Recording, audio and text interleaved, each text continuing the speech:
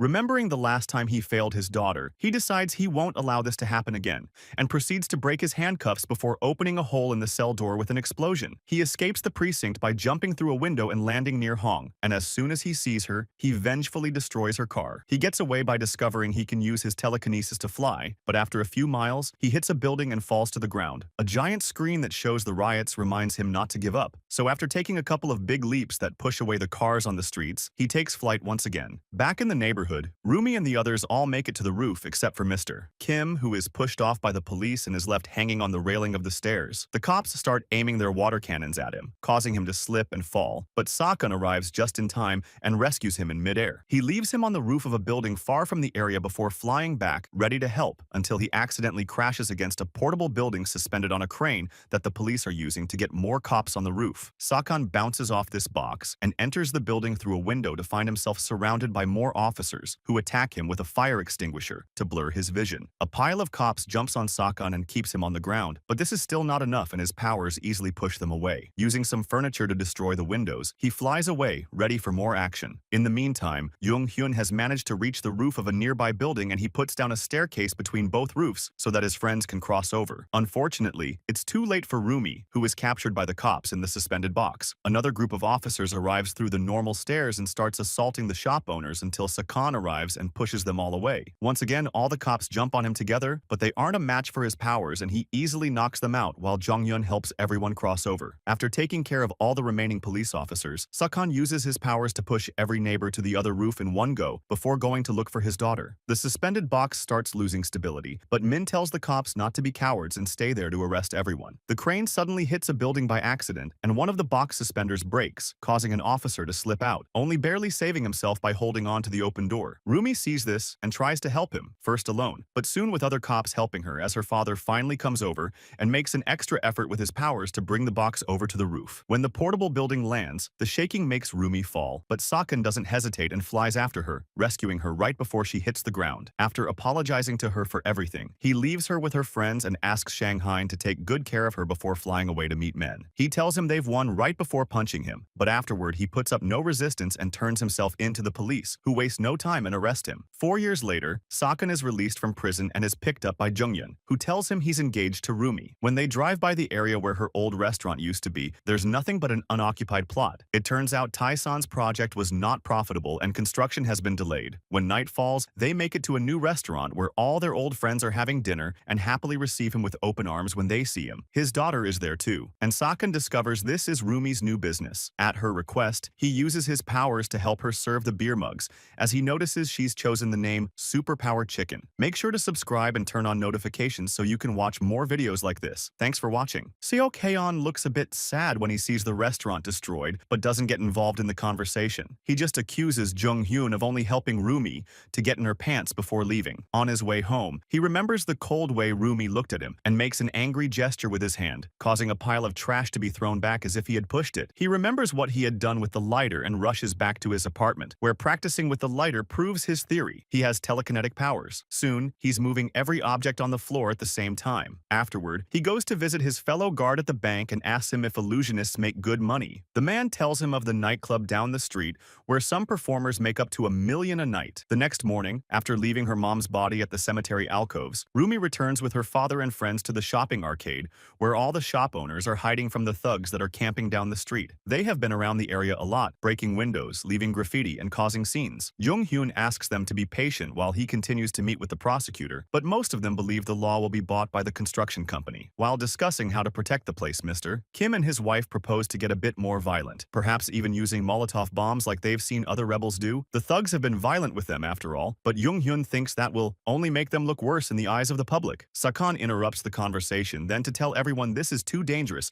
and they can't win, so they should all find a new job and Rumi should allow him to help her, maybe even go to college as well. This attitude infuriates the neighbors who start yelling at him, so Rumi kicks him out. In the evening, Sakon goes to the nightclub and shows his powers to the owner, who immediately hires him as a performer. The following day, Rumi and Jung-hyun meet with the prosecutor's supervisor, but he doesn't bring good news. The autopsy report isn't enough to prove anything since it only shows the bruise, and Rumi's mother could have gotten it by falling herself. The only other evidence they had was a security camera from a nearby car, but the owner claimed it was fake after Taesan bought him out. After lunch, Jung-hyun insists on helping her get her van out, even if he has other other things he should be doing. When she arrives at her neighborhood, she ignores Sakan, who has been waiting for her after she didn't pick up any of his calls. He asks her to have a private chat, and once they're far from curious ears, he tells her he wants her to live with him and go to college, and that he's earned enough money to support her. To prove it, he uses his powers to do some silly tricks with a tie, then makes various objects in the room float. But Rumi doesn't believe him, thinking they're just parlor tricks. She gets rather angry and calls him very irresponsible for wasting time with magic tricks, pointing out he's just running away the same way he did when she was 10. Sakan tries to explain he divorced his wife to protect her and Rumi from the debts his father left him. But Rumi doesn't believe this is the only reason. She clearly remembers how he pretended not to see her the day he left. Crying, she says having him try to act like a dad after so long is disgusting and leaves. While walking away, he notices Min and his men getting in their cars ready to attack and decides to follow them. Back in the arcade, the shop owners are alerted of this, so Mr. Kim and his wife go to find the police while the others barricade the entrances. When the thugs arrive, they manage to break the barrier and get in, assaulting all the neighbors while Min's assistant records everything with his camera. The shop owners are clearly at a disadvantage here, but soon things turn in their favor when Sakan arrives and begins using his powers. He pushes all the thugs back, tossing them around or even throwing things at them until they are separated from the civilians. These men get scared quickly, not listening to Min when he orders them to attack. Only one of them dares to come forward,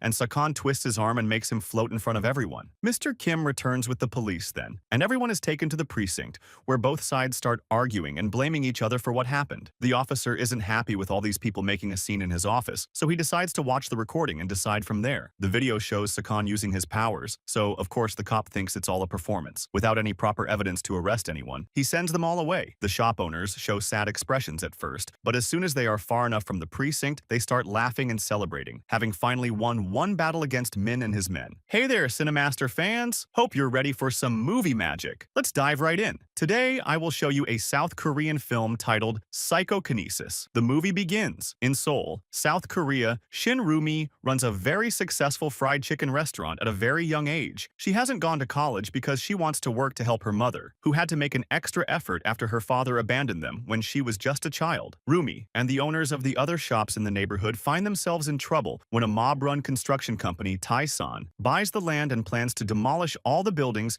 in order to build a large shopping mall for tourists without compensating the small business owners in the process. One night, Rumi is woken up by a group of hired thugs that arrive in the area and forcibly take her out of her own place. Her mother arrives shortly after and isn't allowed to enter either, so she gets in her van and drives through them to make them move away. However, her plan is short-lived. The men quickly regroup and drag her out of the van as well, only to drop her on the ground. When she tries to struggle out of their grasp, she hits her head on the edge of the sidewalk and instantly loses consciousness, causing the thugs to back away as the neighbors arrive to help a crying Rumi and take them to the hospital. Sadly, her mother dies during surgery, and as she cries one last tear, a meteor lands on the mountains and infuses the local spring with a special energy. The next morning, Rumi's father, Shin Seok-heon, drinks that water when he visits the area and notices it has a bad taste. Afterward, he goes to his job at the bank where he works as a security guard. While chatting with a cleaning lady, he shows her how he always steals coffee packets from the waiting room, sometimes toilet paper too, and encourages her to do the same. As he shares one with her, he also complains about an upset stomach, which he blames on the spring water. Hours later, when his shift is over, the other guard scolds him for always arriving late, but he doesn't care and calls him a nagger. He also sees the cleaning lady being scolded by their superior, who has found all the coffee packets she stole. Seok-heon pretends he doesn't see them and walks away, but he does think the cleaning lady had been dumb for taking so many at the same time, making it noticeable. Later in the evening, he is having a snack at a small market when his stomach starts hurting rather badly. As he agonizes on top of the table, various objects around him start moving on their own, and suddenly all the tables and chairs around him move back as if they had been pushed. At least the pain is gone now, but Seok-heon doesn't have much time to enjoy his newfound relief. The shop owner isn't happy with what he's done with his table, so he kicks him out. Moments later, Seok-heon gets back to his very dirty and small apartment